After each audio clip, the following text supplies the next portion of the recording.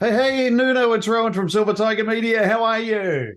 Good. How are you doing, man? I'm good, thank you. It's great to speak with you. Thank you very much for your time. Of course, man. Thanks for having me. Pleasure indeed. Rock guitar legend, Axeman extraordinaire. I've got so much I want to talk to you about, but time is so short. My I God, know. it's so exciting to think that you'll be joining us here in just under a month, but no basketball for you, no, my friend, no injuries before you get here.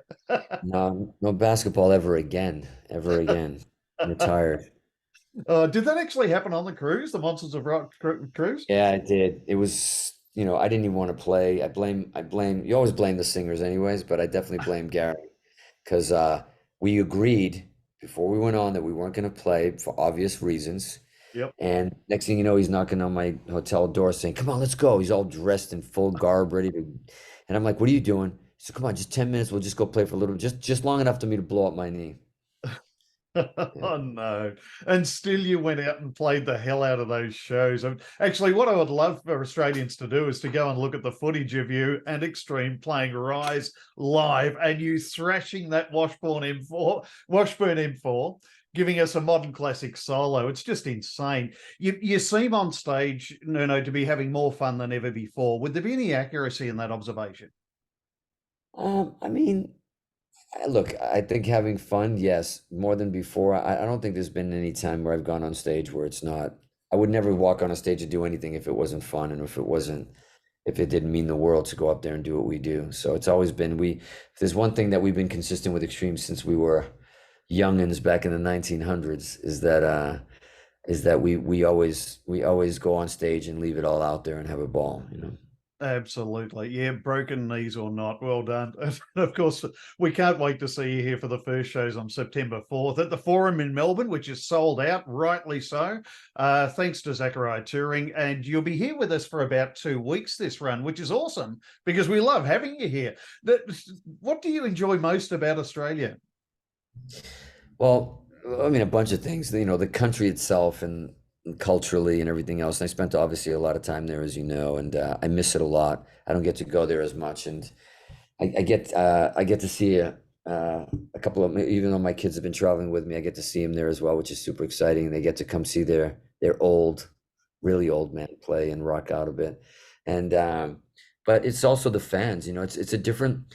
I was trying to explain this to somebody recently. How we always have these conversations when we tour, like Living Color. Like, you think wherever you go, fans are fans, but it's so different. The responses, how they respond, the passion from country to country in Europe and the UK to in Australia's got this just a different feel when we play for the audiences there. It's so distinct, and there's such a I don't know, there's such an excitement, but it's also I always find that Australian audiences, they know what they're brutal. They know what they like. They there's no fool. I don't think there's no fooling an Australian audience. I think like they're passionate about what they like, and that's it. Get the hell out of the way. But when they're there for you, we do shows there. It's always such a fucking passionate show, Yeah. and I don't know if I'm sorry.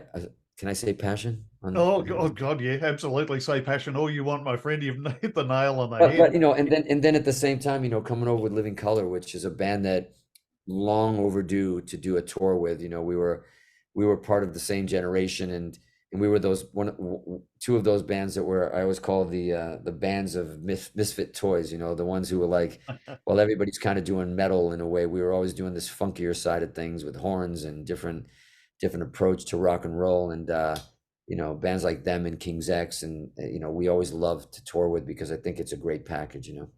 Absolutely. And of course, it all started for both of you. Well, just over 200 kilometers away, really, between Boston and New York. Were you aware of each other at the time, at the sort of the 94 to 96, 97 era? Absolutely. Absolutely. We had immense respect, and we're fans. That it's, Mm. there's not a lot of bands. When people say I'm a fan of yours, I'm a fan of a band, most of it's bullshit. You can respect the band, but with those guys, we were fans. And Vernon as a guitar player, but Corey as a singer, and the chemistry of the whole band. It's just that, musicianship. The there's a word. I'm a high school dropout, but there's a word that I kind of I thought was a word, but I ended up making it up apparently, and it's simplexity. Oh, You know, love the word. it's, rock and roll has always been very straightforward, arrangement wise, guitar wise, it's all comes from blues essentially, Mm, but the good bands, I think, the ones that we grew up on and the ones that really touch people, once that song goes by, there is, yeah, it's a simple song, it's a simple arrangement, it's a hook, it's a melody, but there's layers there, there's complex layers in the lyrics, in the harmonies, in the chemistry of the band, and the musicianship. And I think that's the complexity of bands like A Living Color. There's so many layers there to peel back if you want to go back and listen again and see them live. There's performance aspects of it. It's all of it. It's everything from your wardrobe down to your culture to your musicianship, and songwriting. oh, absolutely. And look, what a brilliant response you give to what's essentially a pedestrian question. And I'll apologize for that. Instead, let me ask something that's really on my mind. And I hope the minds of so many other people here in Australia waiting for what's going to be a triumphant return. Man, six. What the hell? How on earth did you create such an incredibly brilliant, seemingly out of nowhere? I mean, are we talking deal with the devil type of stuff here? It's just insane. Well, you when you're all in on something, that's really what matters. And that's why when people say, well, why didn't you guys, you're doing albums like this, why didn't you guys release anything? Why did you wait so long? Because this album didn't take 15 years to make, or 12 years minus pandemic years, but Yeah. Yep. we had 2 or 3 albums worth of stuff already.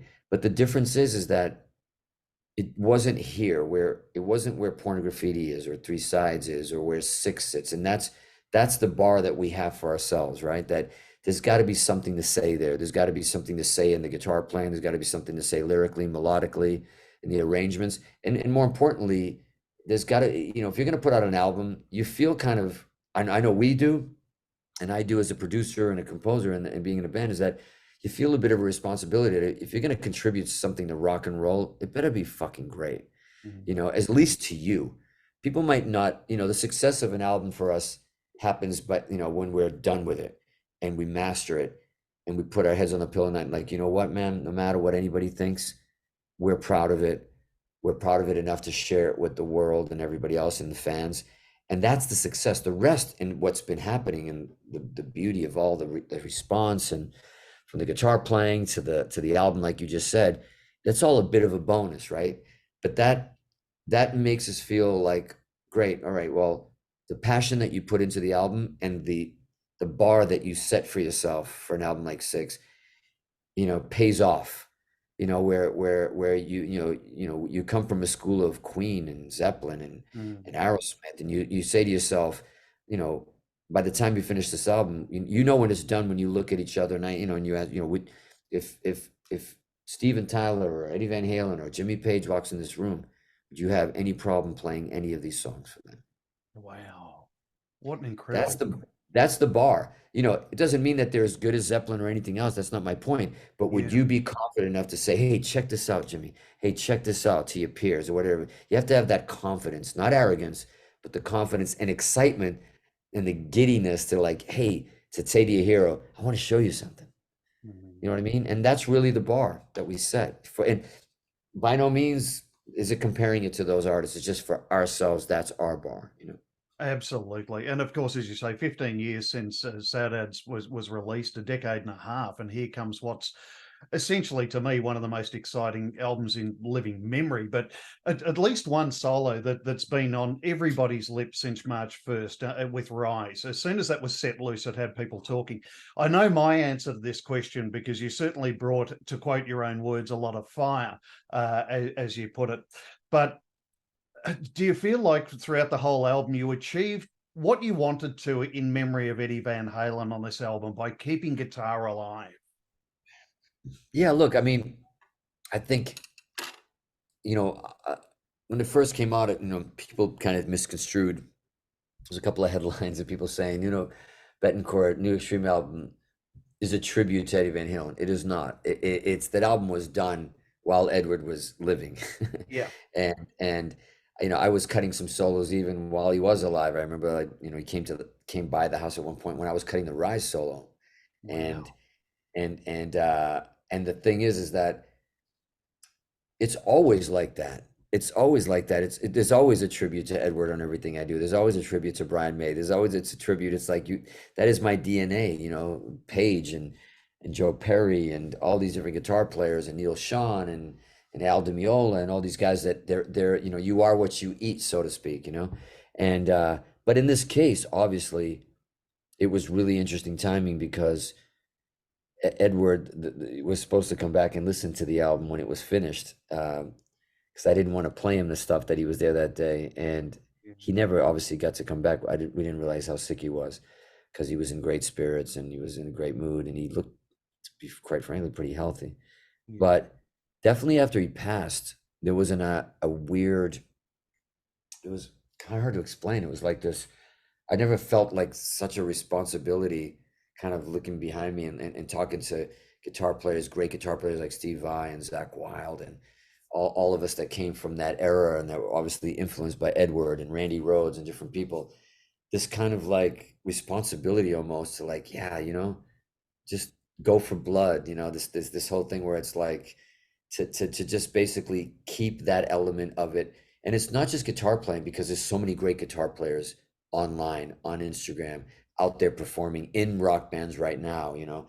But it was more like, generationally speaking, from a bit of a throwback from where we came from, you Mhm. know, that it seemed like a lot of that mythology of rock and roll in a video like Rise or Banshee, where it's not just the songs, it's everything, right? It's not just creating an album for playlisting on Spotify. It's Yeah. creating an album that you can put a pair of headphones on and from front to back, or go for a drive in your car and go on a journey and go on that journey with it, on like albums that we grew up with. You know what I mean? Where they were curated, they weren't just thrown out there. And and I think the response to the album made me step back and go, well, why? Okay, it's a decent guitar solo, I get it, but I've been playing solos like that I fucking 30 something years, and Mm. I don't think it's the greatest solo I've ever done. I don't even think it's the greatest song we've ever done.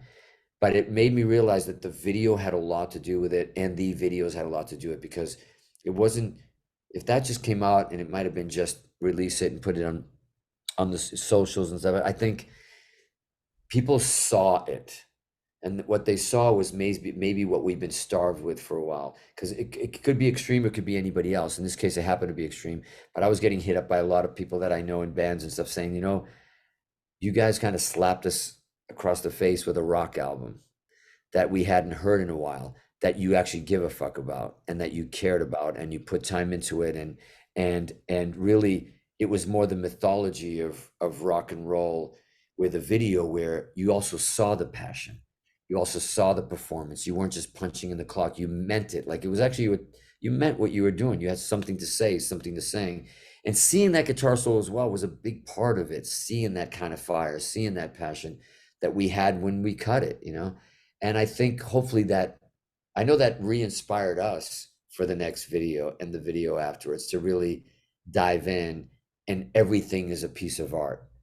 It's not just throwaway. It's not just for socials. I think we've been kind of dummying down stuff and doing a lot of like pre-releases and things, and stuff, that we forget that, like, man, we're doing an album, you know, this is, if you're going to contribute something to rock and roll, man, it better be fucking something. There's got to be something there, right? Yeah. Especially how dare you, you know, you have the gift to get that lane, to actually release something and have a fan base. And what are you going to do? Just throw something? If that was the case, we would have done albums for the last 10 years, if it was Yeah. about money, or if it was about getting in advance, or if it was about touring. So it wasn't very, very financially smart by us to not do that. But I always told Gary and the guys, I was like, I don't do shit for money. I don't want to do music for money. I think people can see right through it, you know? Absolutely. And that goes right back to the days of you dumping the demo and just doing things so organically, which comes across beautifully in this album, as you say, the whole package. But Yeah. arguably not as organic as Wholehearted, that's conceived on the dunny. It was sitting on the toilet. I mean, that's organic right there. Yeah, you can't But get more organic than that. That's like compost and all that stuff. That's pretty organic.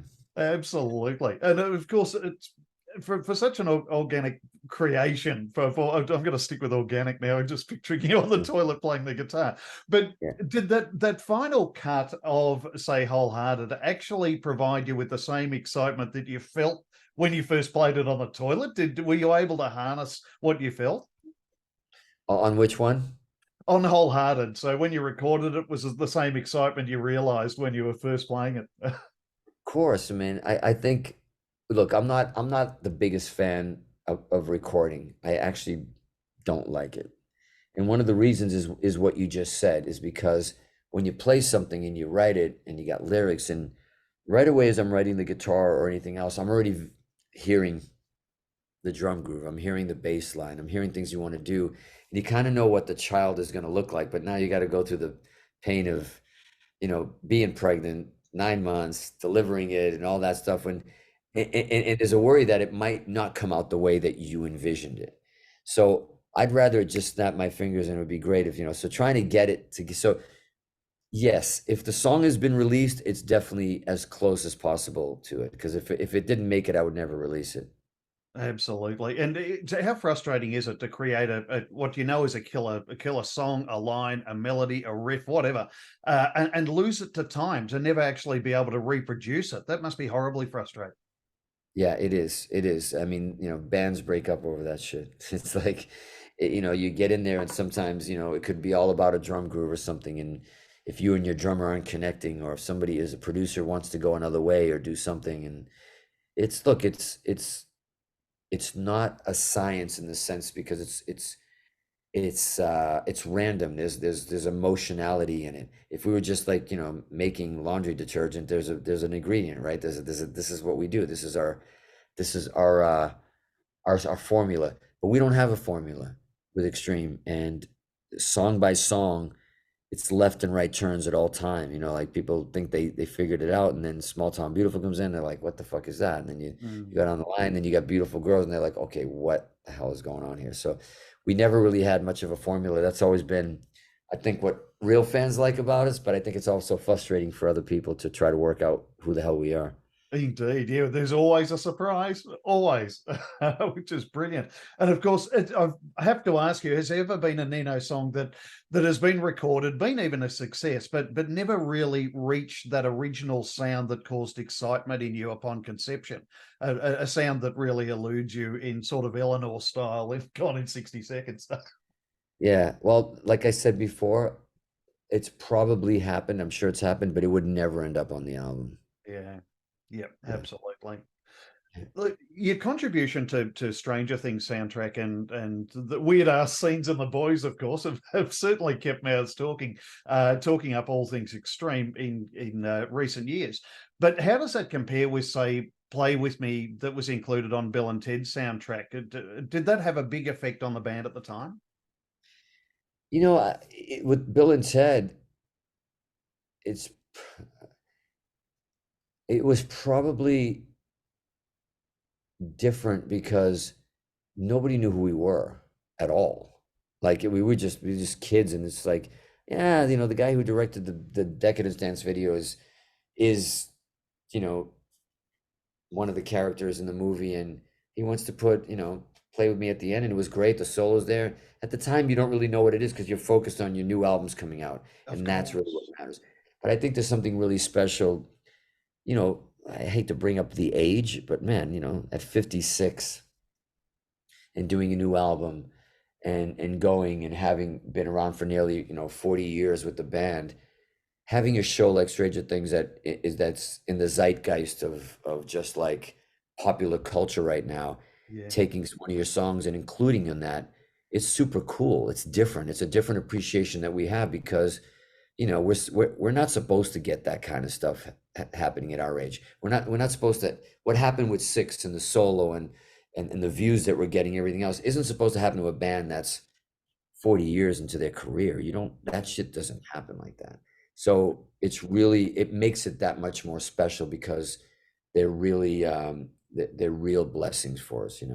Absolutely. And of course, Six just adding to the catalogue in such a beautiful way. You've got so much to draw from to produce an unforgettable show, no matter what you play. But what will you have in store for Australians on this tour? Listen, I mean, anybody who's seen the band live, I'm not, I know what we do. I'm confident, and you know, I don't brag about much, but if there's one thing that people know about the band when they see live, whether you like the band or not, is that the band is always ready to kind of just leave everything out there, right? You know, whether we, you know, our bones are hurting 4 shows in already, but we're still performing the show like we're a bunch of 21-year-olds, like a bunch of idiots up there running around, but we don't know how to do it any other way. The music, you know, we kind of black out in a way, you know what I mean? Whether it's a 1 hour show or a 3 hour show, it doesn't make any difference to any of us, because when it's over, it's like, oh shit, it's over. Like, that's how much we dive into song, how much we live in the moment. And, you know, a lot of our contemporaries and other artists that we've toured with or we've seen, you know, are not the case. A lot of them are kind of, they're punching the clock, you know, that we're all older, and I get it, you know, a bit more broken, we're all broken. But one thing about Extreme is that we've always taken pride on like making sure that we put on a show for everybody and that we entertain everybody vocally, musically, physically, emotionally, and really, you know, make sure that, you know, we do our job and do what we love, you know. Absolutely. And I think that puts the icing on the cake for this interview, Nuno. Thank you so much for your time today. I'd love to talk to you some more. I know there's people waiting, but thanks so kindly for joining me. Thanks for having me, man. We're so excited to get down there and play for the fans. Play for the fan. Wow, what perfectly interrupted. Beautiful timing. Take care. Travel safe, my friend. We'll see you in about a month. See you in about a month. Cheers, man. See you. Bye bye. Bye bye.